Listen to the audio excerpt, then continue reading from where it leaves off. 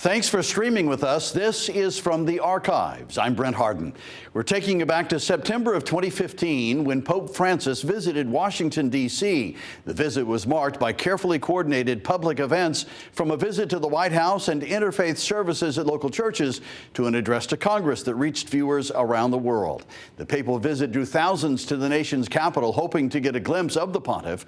Our sister station in Washington was there to give you a front row seat to history. WUSA 9 presents Pope Francis in America, Washington, D.C.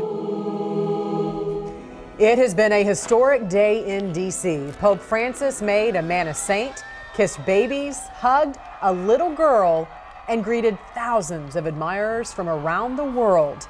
Thanks for joining us. I'm Jan Jeffcoat. And I'm Leslie Foster. And of course, our Bruce Johnson has been anchoring coverage from the Basilica of the National Shrine, where the canonization mass just wrapped up. And Bruce, you got to see it with your own eyes and feel it with your own heart.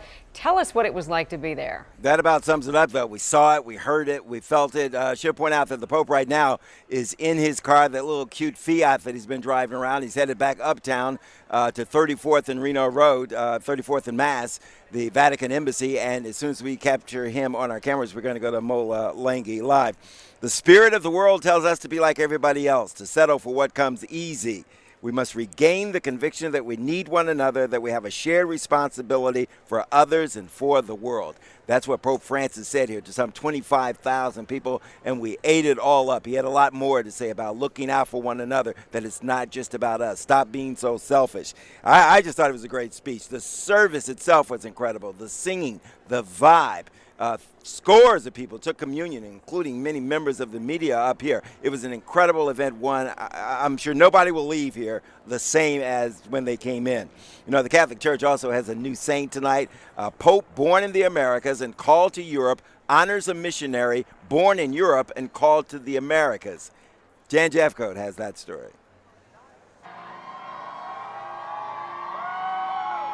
He arrived by Pope Mobile, Pope Francis waving to a sea of people along the route to the Basilica of the National Shrine of the Immaculate Conception. He came to celebrate a mass of canonization for Franciscan friar Junipero Serra, the first canonization on U.S. soil. In the name of the Father, and of the Son, and of the Holy Spirit, peace be with you. In the 1700s, Serra left Spain for the New World. He ministered to the people of Mexico. Then he traveled north and established Catholic missions along the California coast. The Archbishop of Washington, Cardinal Wuerl, addressed the Pope to present Serra's name for sainthood. The Holy Mother Church earnestly beseeches Your Holiness to enter Blessed Junipero Serra among the saints. The Pope's reply in Latin: Beatum Juniperum Serra, sanctum esse decernimus et definimus. Relics of the new saint were placed on the altar. Then Cardinal Wuerl again thanking the Pope.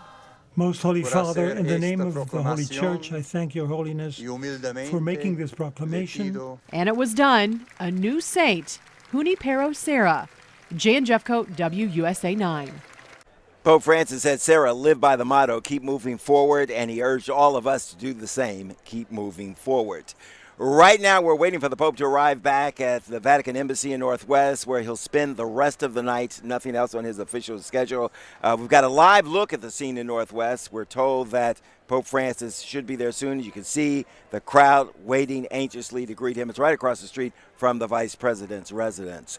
One of the highlights of the day was the papal parade. You saw this many times over. This was the best chance for thousands of people to catch a glimpse of Pope Francis. They crowded the National Mall as the pontiff waved from a specially fitted Jeep Wrangler. People cheered and waved as the Secret Service agent or two or more plucked a couple of lucky babies from the crowd for a special papal blessing.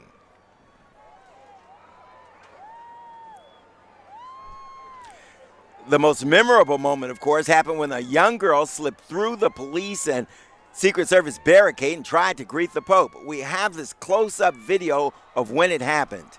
She backed away when a bodyguard came near, but then the Pope spotted her and motioned for her to come to him. She let the bodyguard pick her up and bring her to Francis for a papal kiss and blessing. An immigration advocacy group says the little girl is 5-year-old Sophie Cruz, and she's from California. She was carrying a letter and a T-shirt with a message about the status of immigrant parents of children who are born in the U.S. The guard put both of the items in the Pope mobile, and she ran back to her family, tears streaming down her face. Clearly, she and her loved ones and all of us were touched by the Pope's kind gesture. Amazing. People from all around the world were at the parade. They were here also at the Basilica. Many of them told our Saray Chim they just wanted to be a part of history. Welcome to the USA, ho ho! Hey, hey! Welcome to the USA! Pope Francis, all the way from Chicago! Woo! Sing with us, sing with us. The singing and the signs, all to show their love for Pope Francis. The crowd chants, "We feel, we see, the Pope is present." To see the Pope and pray for him and tell him to pray for us too. We got up at 1:30 in the morning to drive here from Richmond, Virginia. My sister-in-law. I came from Chicago. They drove all the way from Chicago. They left yesterday at 11. We can't wait to see him. People have lined both sides of Constitution Avenue. Many have traveled very far to see the Holy Father. It's like a chance for all of us to get together and just celebrate whatever, Catholicism and stuff. And you traveled all the way from where? From Doha, Qatar. We came all the way from Michigan. The young and the old and everyone in between want to be in the presence of the Pope. She's happy because she's 86 and she's here. It's a Catholic faith to see the Pope. He's the head of the church.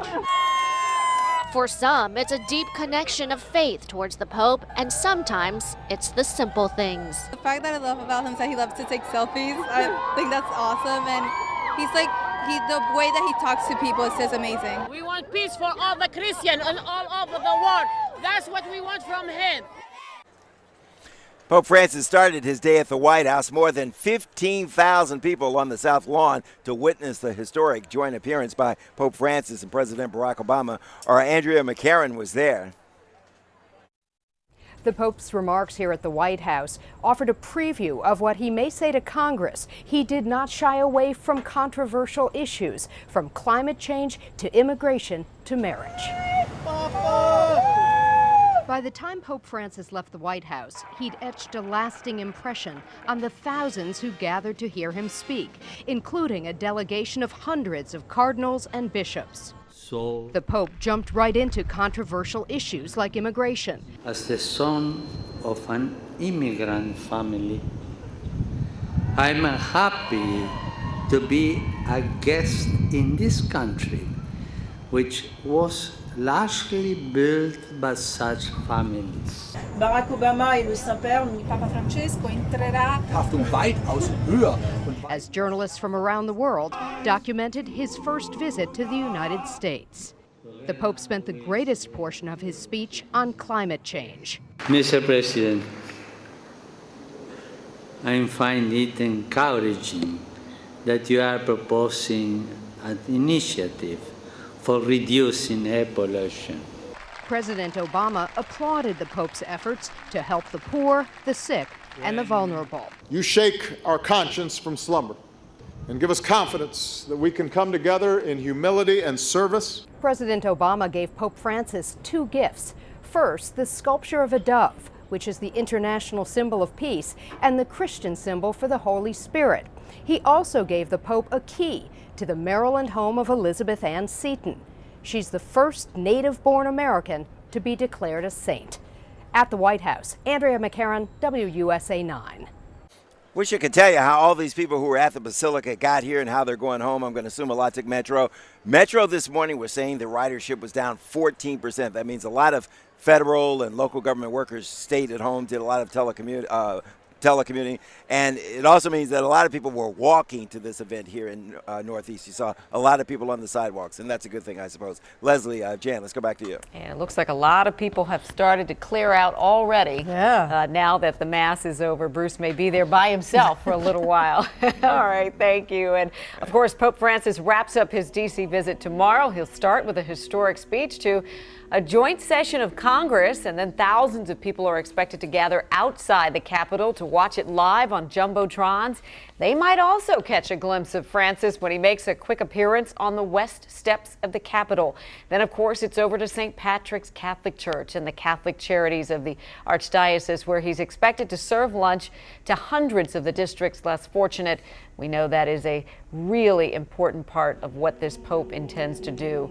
And after that, Pope Francis will rest up before his 4 o'clock flight to New York City. If you're planning on heading to the National Mall tomorrow, there's a huge list of items you need to keep at home, including big bags or signs, chairs, coolers, and selfie sticks.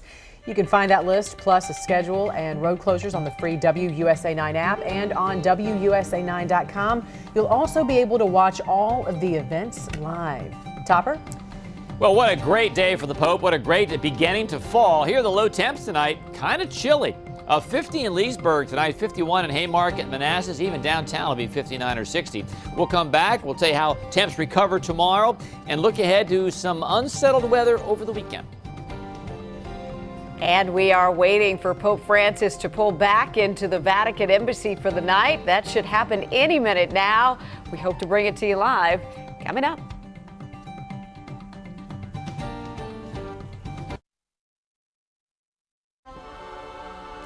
Not everyone was happy to hear the Pope's message. Some protesters were willing to be arrested while trying to make their voices heard. But they were the minority at a D.C. cathedral today, where Catholic leaders held prayers with the pontiff. The Pope took part in a midday prayer service here at the historic Cathedral of St. Matthew. It was an opportunity for bishops from around the country to meet in person with Pope Francis. It looked like a convention of bishops as 10 buses pull up to the cathedral and 300 of them step out. The anticipation grows, and minutes later, Pope Francis arrives in that small black Fiat. Washington's Archbishop Cardinal Donald Wuerl greets Francis with a huge smile. A shout from a fellow Hispanic in the press corps catches the Pope's attention, and a wave. The picture for me is very, very emotional. Pope Francis is led into St. Matthew's, the mother church for Washington's Catholics, to lead a midday prayer before hundreds of local Catholics. It was spectacular. It was really great. Just as the midday prayer begins, protesters a block away, just outside the extremely tight security zone, block Connecticut Avenue. They want to see the church allow women priests. So we are here to deliver a message to Pope Francis about the equality of women and to recognize that he has left women out of all of his conversations. When they refuse to move and police begin arresting and moving them, spectators cheer. Their issue was not mentioned by the Pope in his remarks today, but another even more sensitive issue was. And when we bring succor, then the victims are healed, and we have to hope that such crimes will never repeat themselves. Attendees were pleased at his frank discussion. I think it was great that he hit it head on. I think he's trying to make a point that it's a fact. We're going to get through it, and you need to be very aware of it. I think it'll make changes, and I don't know how fast it'll happen, but people got to start getting serious about something. And this young lady got to sing for the Pope. It was amazing. He's just got this amazing aura. Her mother was ecstatic. I said, this is what I want for my birthday, just to go and see the Pope and see my daughter sing. It was a memorable day for all here. At St. Matthew's, Peggy Fox, WUSA 9. And all day long, we've been introducing you to the people who have traveled near and far to try and catch just a glimpse of Pope Francis. Our Allison Barber has the story of one family who drove 18 hours for their son. The Martinez family stood on this sidewalk and held their 11-year-old son over the fence here, hoping the Pope mobile would stop. On Sunday, Eva and Francisco Martinez packed up their car and headed north. We got in our car on Sunday and came up from Miami, Florida, to see the Pope. They came with their 2 children, Christina and Simon.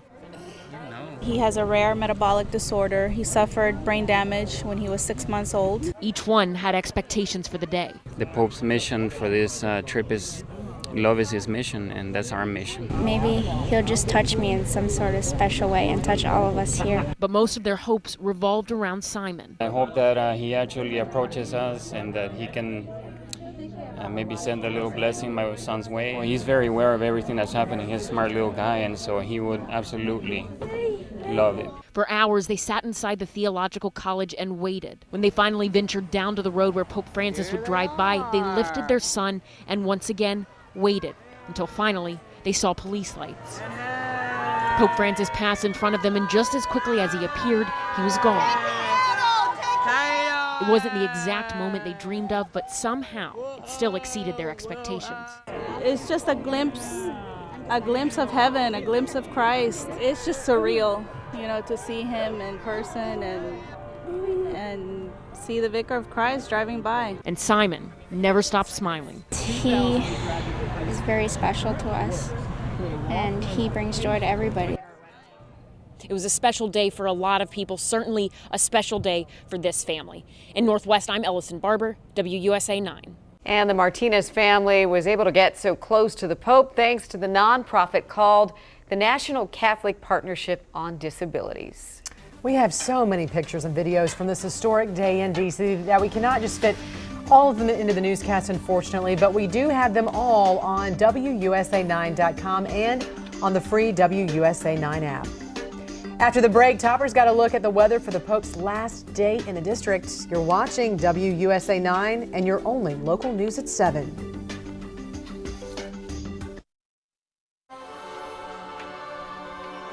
Hi, Bruce Johnson back here at the Basilica. They're wrapping up here. Everything would be cleared out of here probably by 11:30 tonight. We're tracking the Pope. We're told that right now he's on Florida Avenue making his way north to the Vatican Embassy across the street from the Vice President's residence. Let's go to Mola Langi, who's standing by live to bring that shot to us. Mola.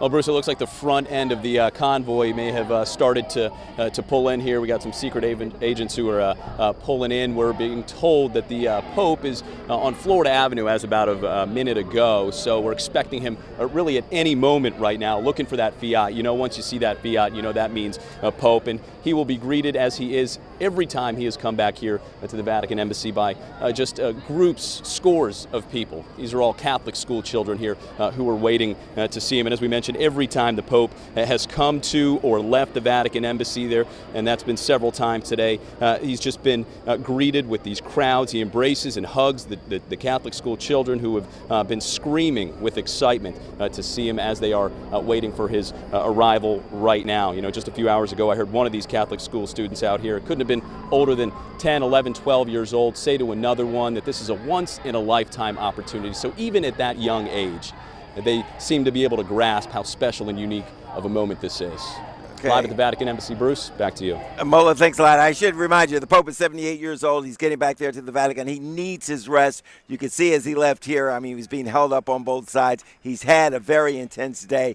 Hopefully he gets some rest, and we'll see him back here tomorrow in the best of health. Mola Langi, thanks a lot for that. Going to send it back to the studio, you guys. The following day, Pope Francis became the first pope to address a joint session of Congress. He then continued his North American visit in New York and Philadelphia. This has been From the Archives. I'm Brent Harden. Thank you for streaming on Fox 61+.